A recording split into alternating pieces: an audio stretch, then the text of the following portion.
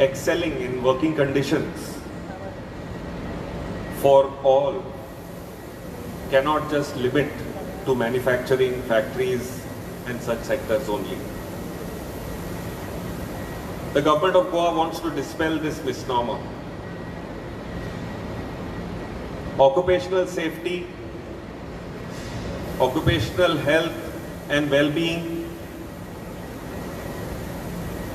extends span sectors. And with this in mind, this first Occupational Safety and Health Expo and Summit is held to bring all stakeholders together, to bring vendors together, and to create this awareness amongst all our stakeholders so that the society at large benefits. We are really honored to hold our exhibitors today. I would invite each and every one of you to take advantage. Top class exhibitors exhibiting their products, upgrade in technologies, functions relating to upgrade in IT and AI are all there for us to see and imbibe. I would like to also welcome students of various technical institutes and engineering colleges in Goa who are here and who will imbibe this exposure, which will make them more connected to the occupational health, safety, hazard environment. This first Expo and Summit stands as a testimony to our government's commitment.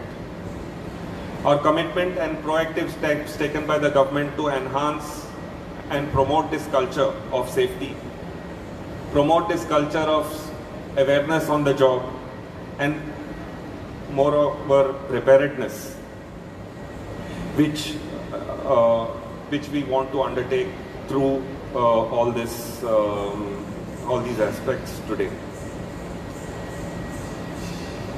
There are many benefits which would accrue through this awareness. Reduced workplace injuries, improved employee morale, and definitely compliance and adherence to our rules and regulations. This is also of prime importance. The Inspectorate of Factories and Boilers is moving ahead more as a training institute today rather than a regulatory one. Various courses are being held both in terms of medical awareness to medical doctors to enhance their capabilities to be medical officers in the industry, to improve their safety standards so that employees themselves are trained and the morale goes up and the safety standards goes up. Boiler attendant courses are held, refresher training courses are held, right up to the truck driver level courses are being held. Our vision is to be an awareness, training and knowledge imparting department rather than just being regulatory. So this transition has to happen, and for this transition to happen and for this envisionment to happen, stakeholder cooperation and stakeholder insights are important, hence this awareness. I wish you a very successful Expo and Summit as I welcome you. I expect that you be a partner in our department, transitioning from just a regulatory framework body to a more cohesive educational and awareness one. I wish you enhanced work standards and safety standards at your workplace. And above all, I wish you the knowledge which will help you to work well and have a very healthy work-life balance. Thank you and welcome once again.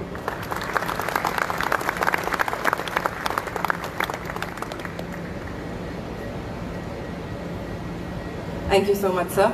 Well, as sir has wished us all knowledge, they have ensured that knowledge shall be departed over the next 3 days. This is truly going to be a very cohesive summit. As you can see above this wall over here are actual displays of live exhibition. The exhibition is actually going to be very hands-on, very training efficient. And right here we're going to go ahead and have a 3-day long seminar with really knowledgeable speakers. Thank you so very much, gentlemen, for being a part.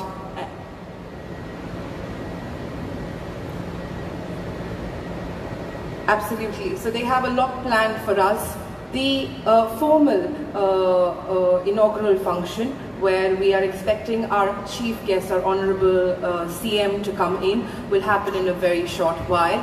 I request our dignitaries to kindly take their seats in front, and as we have promised, we are going to get into knowledge sharing already. Our first speaker, gentlemen, can we please have you seated?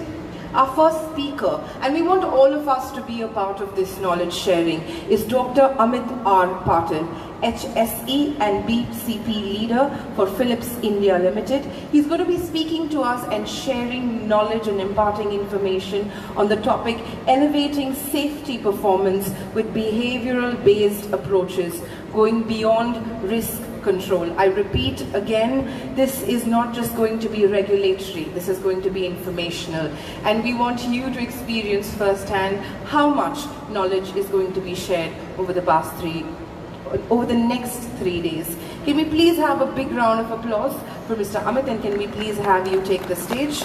Dr. Amit?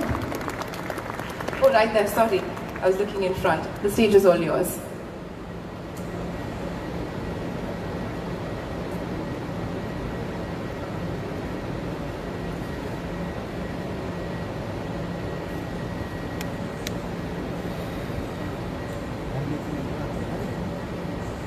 So while you get technically set, can I please request Sri Anand S. Pangam to come on stage, our Chief Inspector of Factories and Boilers, to please welcome Dr. Amit. Can we have a bouquet of flowers, please?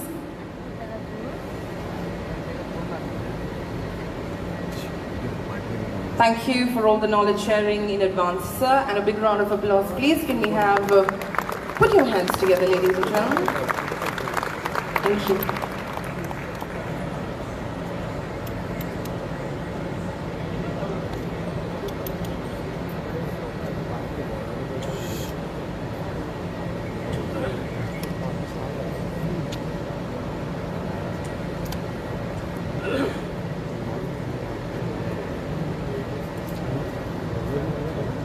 All right, good morning. By the time we gear up for this session, I would like to thank the Chief Inspector of Factories, Anand Pangam sir, Dr. Farte, and other dignitaries and sir for calling me to discuss on this very important topic on the first summit of Goa OHS. It is my pleasure to be here. So, today's discussion is all about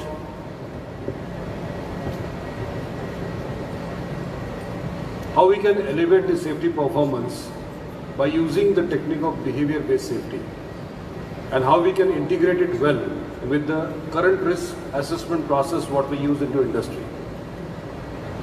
So, although the topic looks very complex, but I can assure you that the techniques, what I'm going to tell you today, are very simple, and each one of you who are sitting here listening to this topic and trying to understand what we are going to say here, it would be easy for us to implement that in our own industry.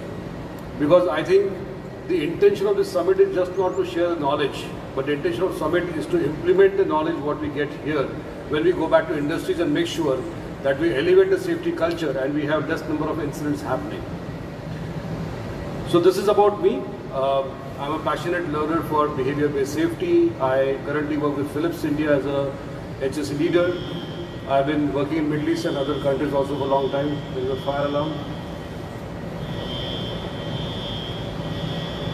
Should we evacuate? Fire alarm? It's gone, okay. It should be a false alarm. Yeah, okay. Recently, I have also published a book on Introduction to Safety Psychology, which is a passion of mine, and it is available on my LinkedIn profile. And if you're interested to download it, you can scan this QR code, and if you want to learn about this topic, please feel to scan this QR code. It is not a bank scam, trust me. So you can just scan this QR code and download that book, because that would give an insight that how we can integrate safety psychology in our day-to-day operations as EHS leaders, managers, supervisors and engineers.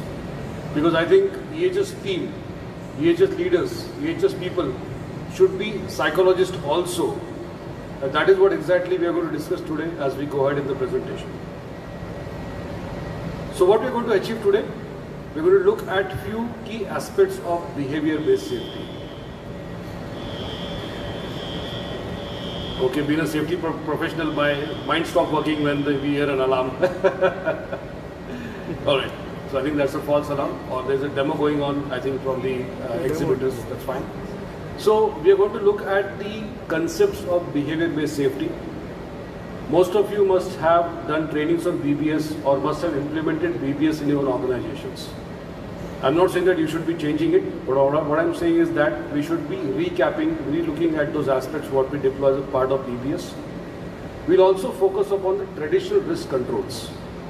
All of us sitting down here who are HSE professionals use some or other method to do the risk assessment and to control it to a certain level. So we would have a touch base on the traditional risk control methods what we use into industry. And the main discussion topic what we have today is all about how we can integrate the human element into the risk assessment process. What are the tools and techniques we can use to integrate the human element into risk assessment process, because that is what is not happening right now. And we'll discuss more about it. We'll see that why it is important to do that. And of course, as I committed earlier, that once we discuss on this topic and once you know the tools and techniques which are very simple to deploy, you can go back and use this in your organization from day one, and you can see that as you sustain the efforts to put human first into the risk assessment process, the culture of organizations would elevate to next level and you'll have lesser number of incidents happening. Before we go ahead, I would like to show a video. It starts with you. Probably you must have seen this video, but I'll tell you why I'm showing this video to you. It's very nice video to see.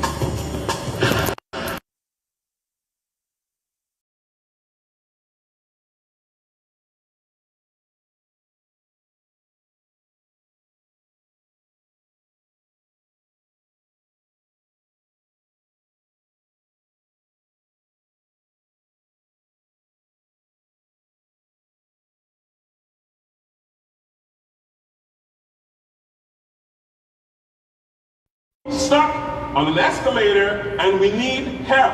Now, would somebody please do something? Help! I don't believe this. You gotta be kidding me. I'm gonna cry. No, well, something else left to do. Is it?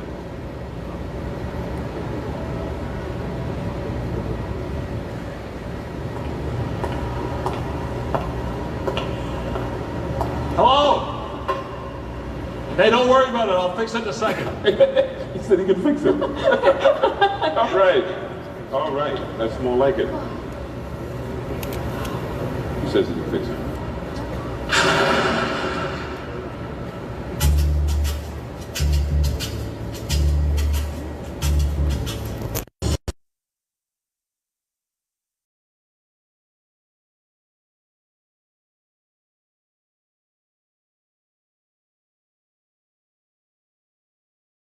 You must have seen this before.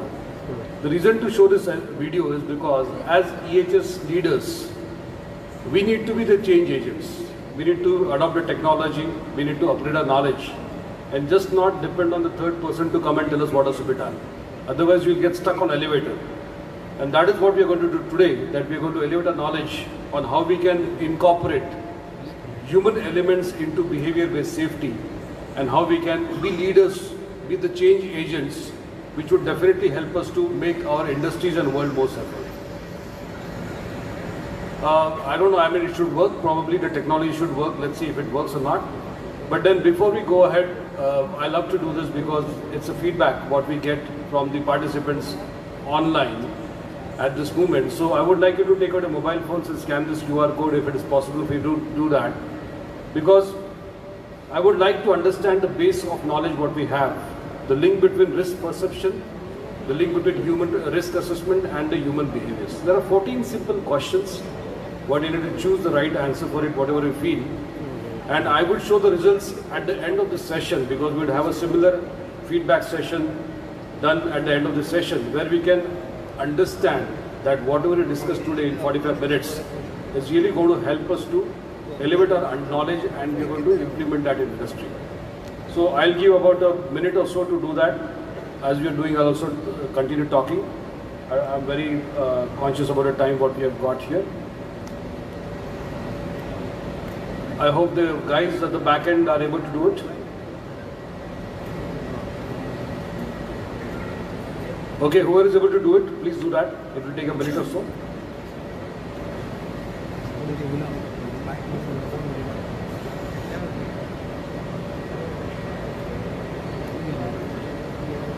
As you do it, I'll continue talking.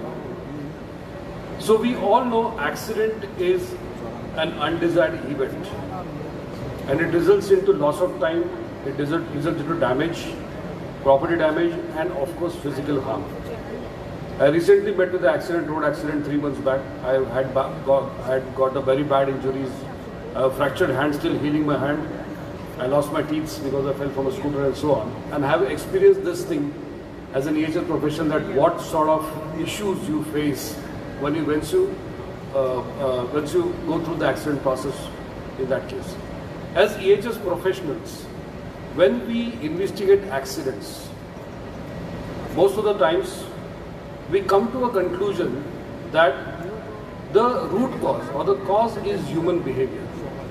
The worker who was supposed to use the personal protective equipment didn't use it.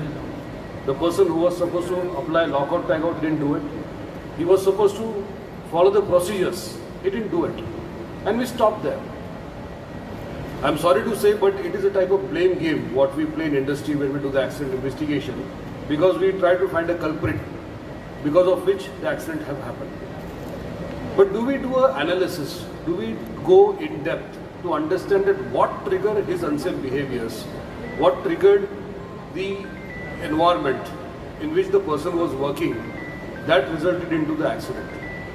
So statistically, 88% of accidents happen due to unsafe behaviors, 10% due to unsafe conditions, and 2% are natural calamities. But as a passionate learner in this topic, and with my experience of 25 years investigating accidents in a lot of companies, I do believe that conditions are created because of behaviors. Conditions don't create automatically. If a maintenance person forgets to put a guard on the equipment, and a worker goes and works on that equipment and leads to the accident, the prima facie investigation we get is that it was an unsafe condition.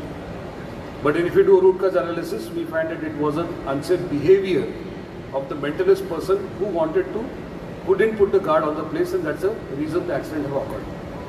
So with this logic, if we have the right process of identifying unsafe behaviors beforehand, if we have the right process of integrating human elements into risk assessment process before the accident or incident happens, we can statistically control 98% of accidents from occurring. And that is the core topic, what we are going to discuss today, what we are going to discuss in depth today as we go ahead with this presentation. Again, a short video. I love to show videos because people recall videos. They would not recall my face, but they would record videos when they think about this topic.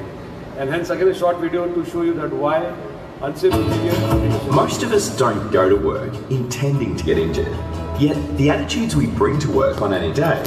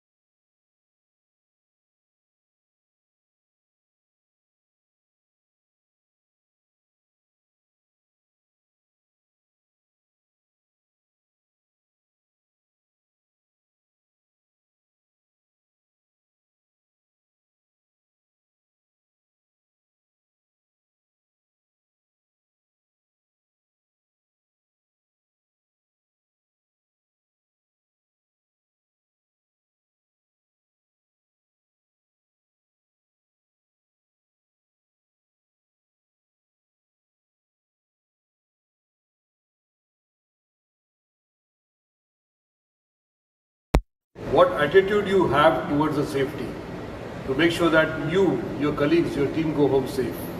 And a small decision not to wear gloves can lead to a big disaster, as you're seeing here. This is again a very common example what we see in industry, because most of the times when we do behavior observations and we look at the statistics, we find that PP non-compliance is the biggest thing what we find from the statistics what we have from the behavior-based safety observations what we do. So what is behavior-based safety? It is a technique which focuses upon the people's attention, action and their safety behaviors. It also helps us to understand that what intervention strategies we can deploy to make sure that the unsafe behaviors or attitudes in the industry is brought down.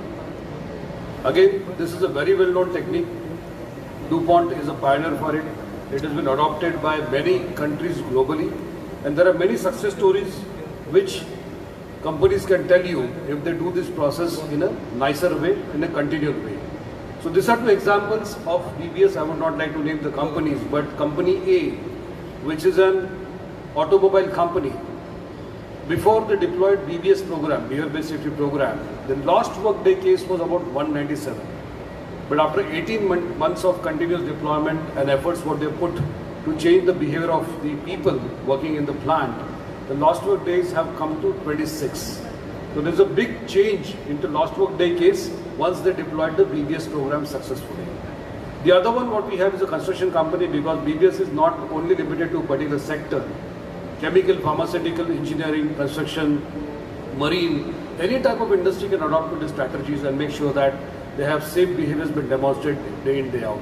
So here you can see that the injury rate was 5.9. And after deployment of BBS program, it has come to 0.09. So these are real success stories which companies have demonstrated till date after they have deployed the BBS programs successfully in their company.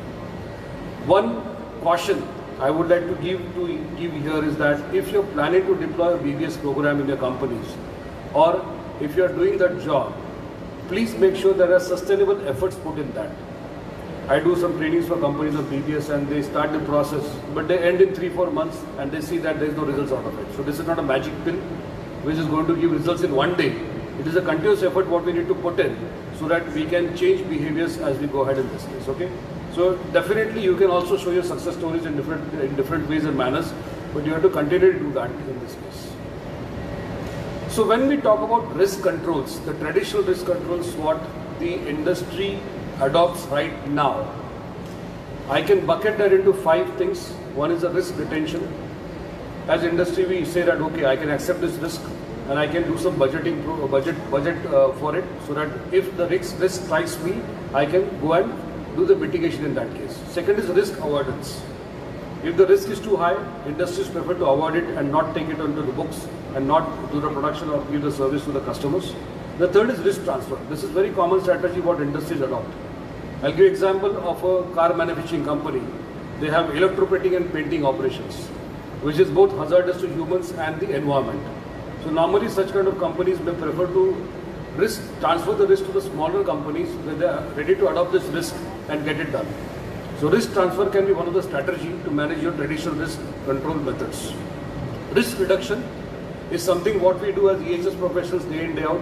We put hierarchy of control when we do the risk assessment. And we see that we want to have the risk as low as possible in that case. And risk sharing.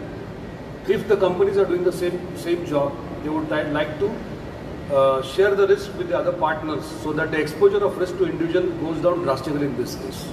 So these are traditional risk control methods what we use as industries day in, day out. But here again I would like to mention that the element of human is missing in lot of cases. In my own company or other companies where I go, I see that we do a good job in doing the risk assessment, but then when we put hierarchy of control, and we all know elimination, substitution, engineering controls, administrative controls and PPs, these are the 5 hierarchy of controls what we put. Most of the times when we do the risk assessment, we find that we just consider the work environment or unsafe conditions when we do it. As we have seen before, 88 to 98% of accidents happen due to unsafe behaviors, and we don't consider that factors very nicely when we do the risk assessment, and hence we still have accidents happening into industry. So how do we do it? The process is very simple. We call it human risk assessment, and there are steps to do that. I'll just go in brief with the steps, and I can show example of how to do that. And I can promise you that whatever risk assessment methods you have in the industry right now, it can be quantitative, qualitative, it can be with different risk assessment numbers or whatever it is. You can very well integrate this process into current risk assessment process. So the first is consider the main hazards in the process. We all do that. The second is identify human elements with these hazards, interface with these hazards. So person is going to work on a machine. That's the first interface we have from a risk exposure perspective for the worker who is going to do the job on this machine. Then we identify the key steps of the interface. That what are the touch points this person would have while he's working on the machine, where he can make mistakes or she can make mistakes.